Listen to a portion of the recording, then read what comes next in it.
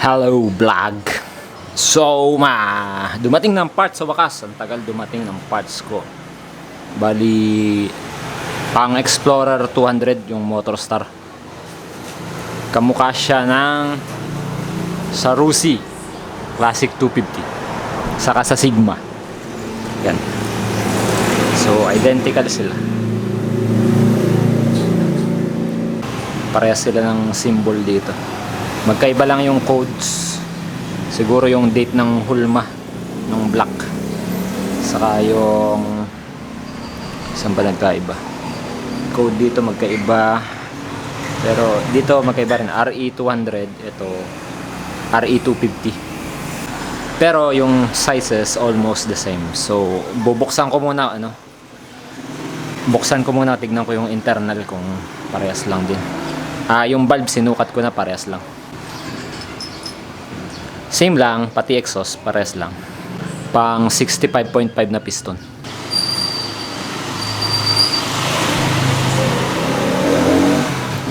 So kanyang intake port ay masikip pa. Ito lang yung kanilang nilugan sa area na to.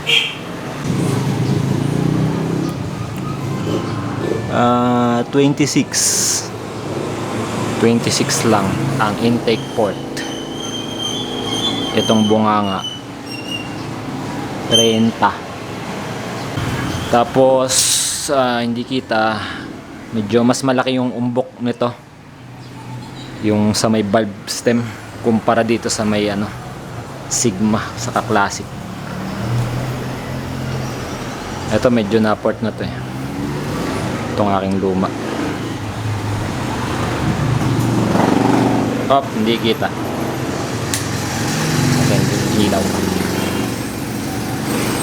Hindi kita. Malabo sa camera. Pero mas maliit yung umbok ng valve stem dito. Same din sa exhaust. Pakita natin ang exhaust side. Yeah. Lalagyan ko pa siya ng gasket. So ito pinoport ito. Hindi siya perfectong bilog, di ba? Yan. Ngayon sa ulado ko na yung madaling mabutas. Hindi na ako mabibiktima rito. Yan, yung aking exhaust. Ganda na ng port nito Nasarapan So andito lang naman. Kunting distansya lang naman. Vernier caliper. Yan. Hirap nitong plastic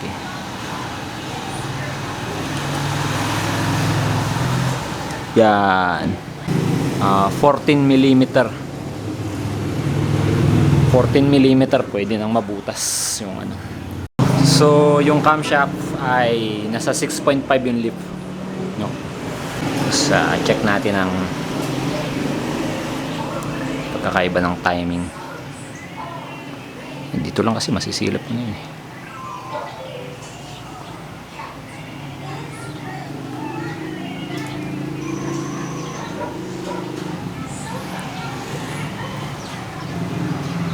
Okay, same behavior.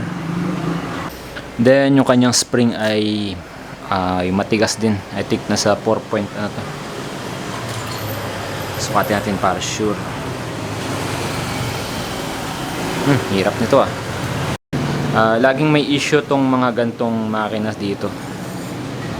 Hindi maganda yung pagkakabit dito. So ayan, nakaangat to.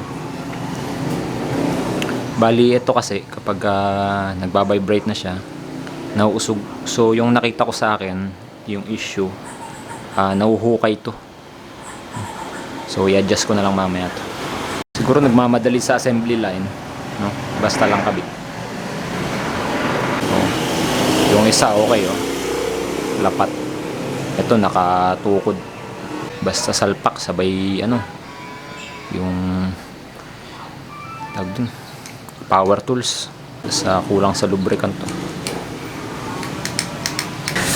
So yun, poporting ko lang to, sasalpak ko na.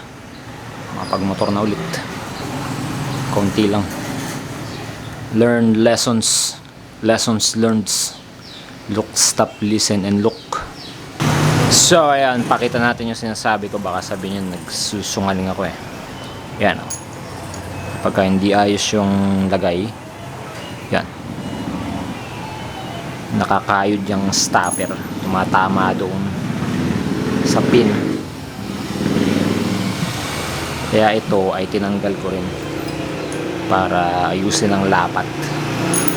At ikukumpara ko na rin kung ano yung mas magandang kalidad na rocker arm.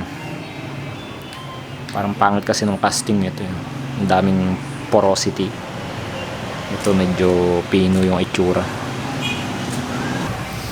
So ayan, nakakalas ko na. At bunot. Kaya pala ang hirap.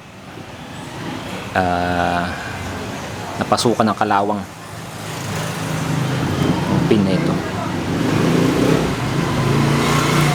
Bago. Ito okay lang. Kanina ito parang stuck up. Na-contaminate. Tapos itong galing sa kanya, galing sa XR200, I mean Explorer 200, ay mas mabigat. Ito yung nabili ko lang to sa Shopee, Lazada. Mas magaan at mas magandang quality ang itsura niya, yung hulmahan. So tapon natin to. Diyan lang yan. Ito ang gagamitin natin, yung mas magaan.